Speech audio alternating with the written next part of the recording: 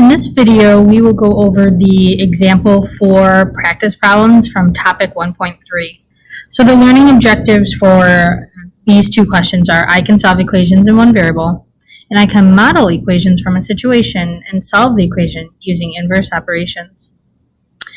So in the first situation, we have a red balloon that's 40 feet above ground. So if you need to draw a picture, please do so. So we have apparently green grass or blue grass. So we have this red balloon that is rising 2 feet per second. It starts 40 feet above ground. And then we have this blue balloon that's starting at 60 feet above the ground. And it's descending at a rate of 3 feet per second. So descending is just a fancy way of saying falling. So we have two balloons going in opposite directions.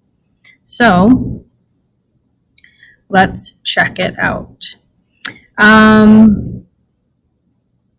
So our red balloon, we know, is 40 feet above ground.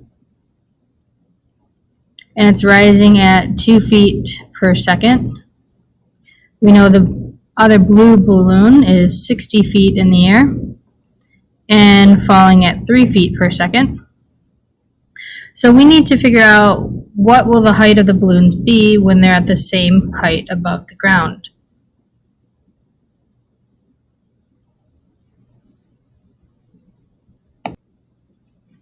Now the unknown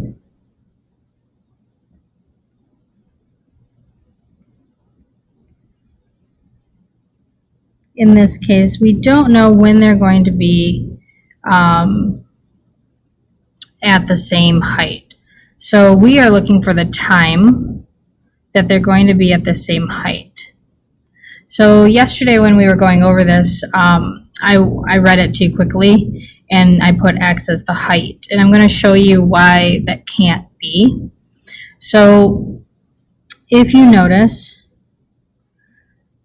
the only thing that's changing is how far the balloon's going. So in another second, it's going to be 2 feet. In another second, it will be 2 feet higher, so on and so forth. So that means it's changing with time. So the 2 goes with the x. And then plus the 40 feet in the air. The 40 feet in the air is like the starting value. It is the height, and it doesn't change. It started at 40. Now our blue balloon is going down 3 feet every second. So another second goes 3 feet lower. Another second goes 3 feet lower, so on and so forth. So we want to set those equal to each other.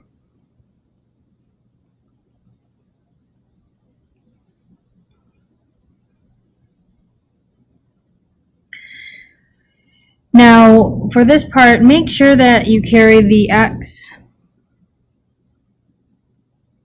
with the -3, or with the +3 rather, because we're undoing -3. So then we have 5x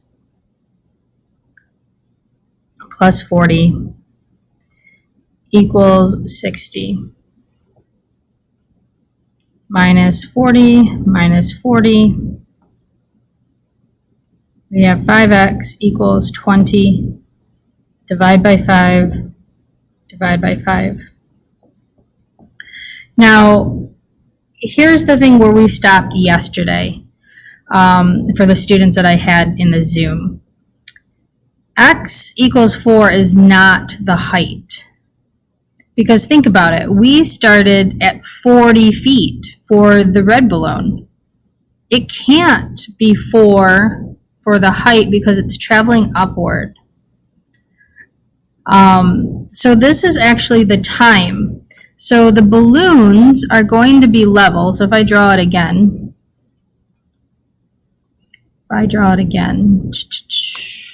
we have a red balloon and a blue balloon. they're going to be at level heights after 4 seconds. Well, the question's saying, what's the height? So what you have to do, you have to go plug it back in. You can plug it back into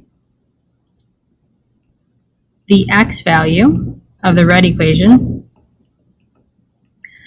So then 2 times 4 plus 40 gets you 48. So they're really at 48 feet, which makes sense because remember, the balloon's going up, the red one is, so it's going higher, and then the blue one's going down. So 48 is higher than 40 feet, and 48 is lower than 60 feet. Another way you can check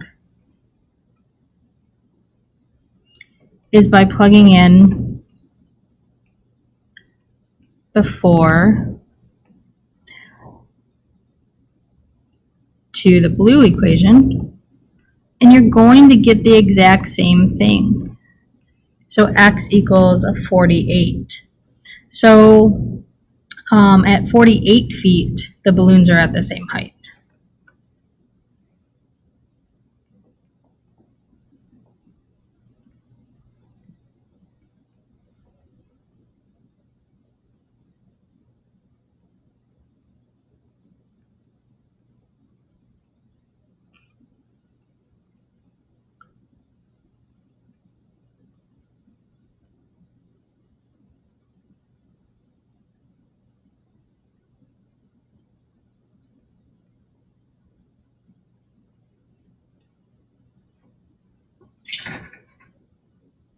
For number 2, Tavon has a $50 gift card that loses $2 for each 30-day period.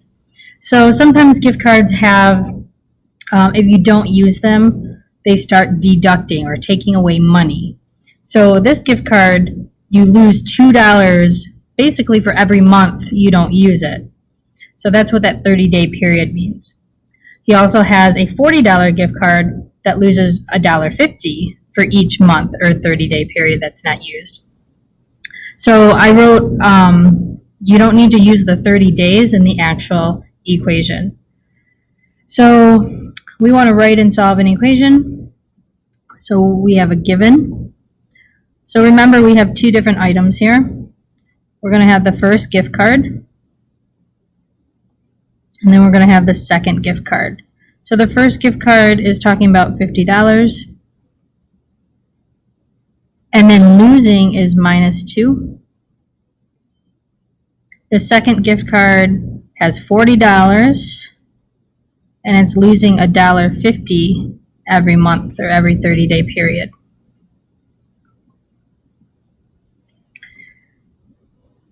So then it says, what will be the value on each card? So our x is the amount or the number of 30-day periods. So the amount of the 30-day periods is at 1 month, 2 months, 3 months. So that's what the x is going to be. Now, for the pink equation, for the first gift card, what doesn't change? The $50. That's our starting amount. So that stays the same. It's our starting value. We're going to add it. Now, the thing that does change is the $2 being deducted every number of 30-day periods, so every month. Now, if we equal that to 40 minus 1.50x, because remember, what's changing is the amount of money being deducted. So -2, -1.5. That's changing every month, so that needs to be connected to x. Now, if you wrote your equation like this, this is fine. You just put the x in front, so that does not matter. Okay? I won't try it like the green one, but I just wanted to let you know that it's still accurate. So then we're going to minus 40 on both sides. So then we get 10 minus 2x equals negative 1.5x. You can add 2x on both sides. So then we have 10 equals 0.50x.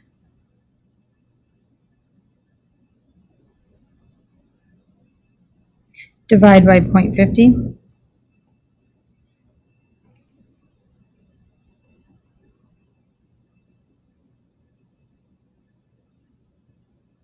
So then we have x equals 20.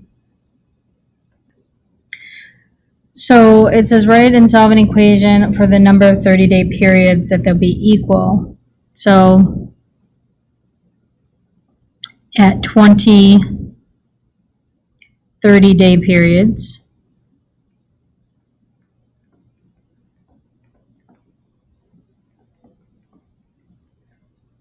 they will be equal.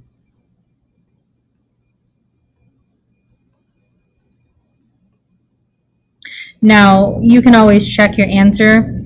If you plug 20 back in to the original equation, so if you plug in 50 minus 2 parentheses 20 equals negative 1.5 times 20 plus 40, you are going to get a true statement. So then this is going to be 10, and it's going to equal 10. So that actually leads to the answer for letter B. What is the value that they will have an equal, what will be the value of each card when they have an equal value? It will be $10.